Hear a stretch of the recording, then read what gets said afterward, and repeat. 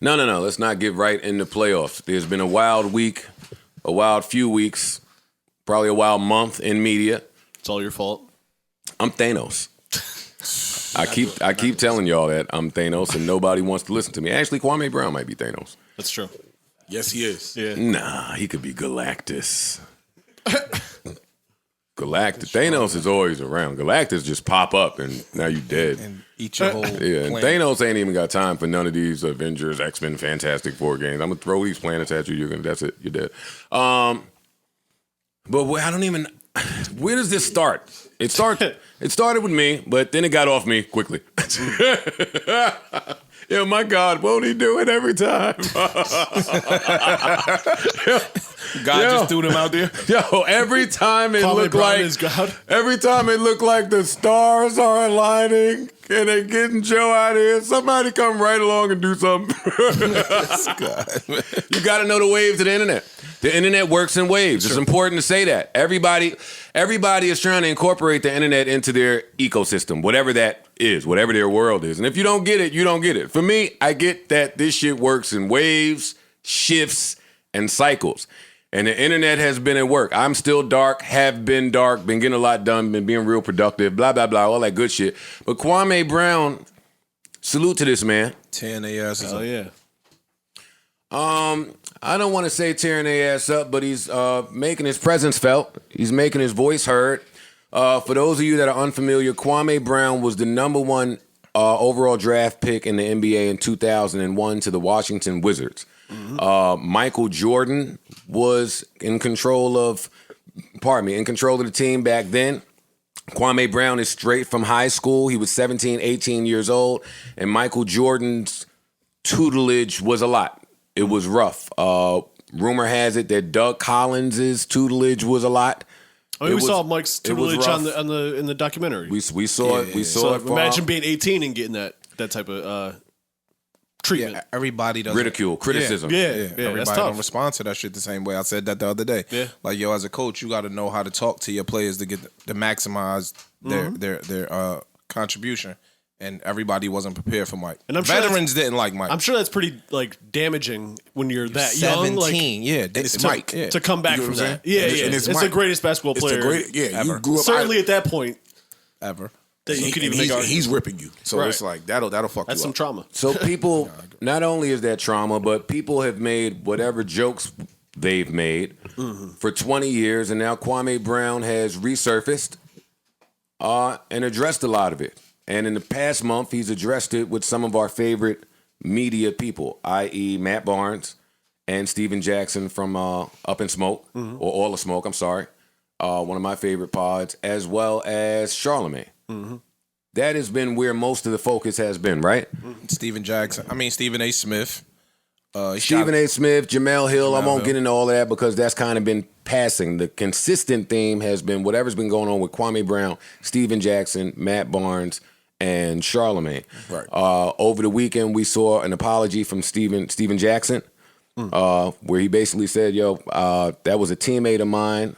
Clearly, I hurt his feelings, and I'm man enough to acknowledge when I made a mistake and say that wasn't my intention. I'm not here to tear down black men, demonize black men, or add to anybody's pain, so I apologize. Even if he continues, I'm apologizing, and that's the end of it for me. I'm hitting a round of applause for Steven Jackson because that's commendable. That was followed by an apology from Charlamagne, and I have that here. I'll play it. When I spoke on, Kwame and his family, how many people were impacted by those things I was speaking on. I mean, that's generational.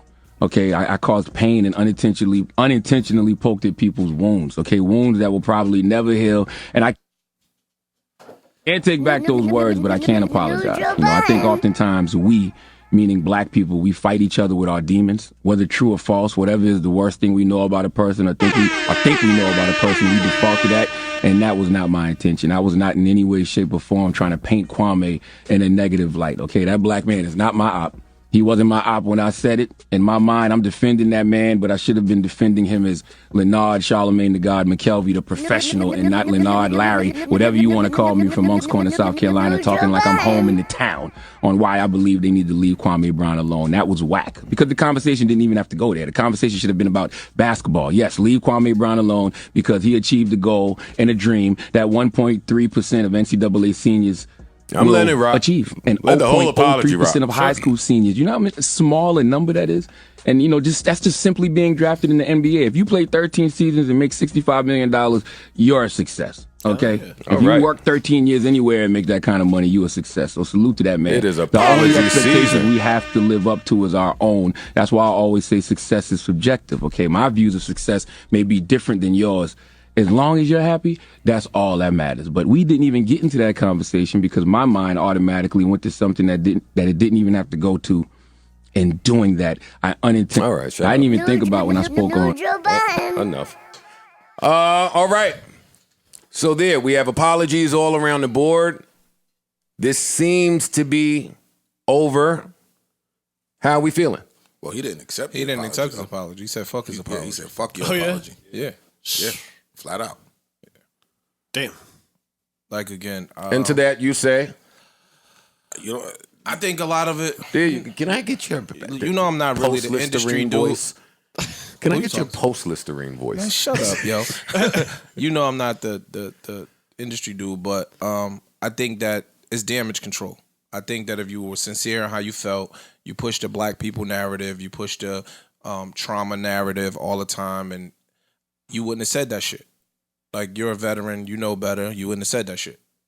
That's my personal opinion. That's what people sometimes say about you. Like, yo, you know better, you've been around mad long, you shouldn't be doing certain shit, you know better. And so for him, I think it's the same. And then when homeboy start pulling out personal shit that he knew about Charlamagne retreated. That's my personal opinion. I don't know if the apology was super sincere. You just ain't want the smoke that he was about to bring to you. Okay. and I think he don't have to accept that apology. He can keep going if he feel like it. You disrespected me. You don't get to dictate how I respond to your disrespect. Or when the beef is over. Or the beef it's over when I'm ready for it to be over. Because that's the other part that I forgot to mention. That after Kwame Brown said whatever he said, allegedly Charlamagne sent cease and desist to both him and Funkmaster Flex. Yeah. So then they both responded. Well, they both responded, but Kwame said, "You're gonna send me a cease and desist where you get to go on the air and talk about my whole family, blah blah blah blah." And there was things that he didn't. And the point that he was saying was, you were saying stuff about my family that my mother protected me from. Right. You were saying stuff about you broke information. my dad that I didn't know. You said stuff about my brother I didn't know. Right, like, if anything, you owe. There's a lot more people you owe an apology outside of me. Correct. I do like. Listen, I DM the brother, man. There's some powerful stuff in what you're talking about. Once you get past, past the surface stuff, I agree.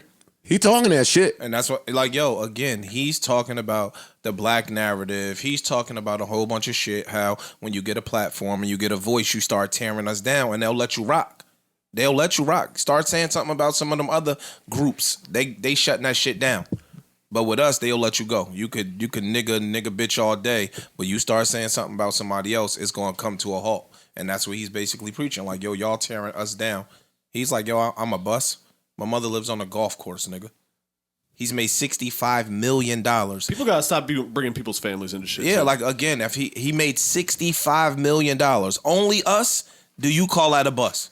Right. That's only with us. Do you call that a bus? Nobody else does that. Fucking doctors, surgeons, lawyers, they don't make $65 million in a lifetime, and they parents and they family be bragging about them like they the best shit since sliced bread. With us, we the motherfuckers that'll find a way to nitpick it. To reference the Michael Jordan doc again, the internet went crazy when Jerry Krause offered Pippen that contract and he took it, right? But when you hear Pippen talk about it, yo, I come from a family of 10. We've been poor my entire life, and I promised my mother that I would do something to take us out of there. So yeah, y'all might be telling me that 10 million over however many years is bad, but at the time, Nigga, a whole generation hasn't seen $10 million.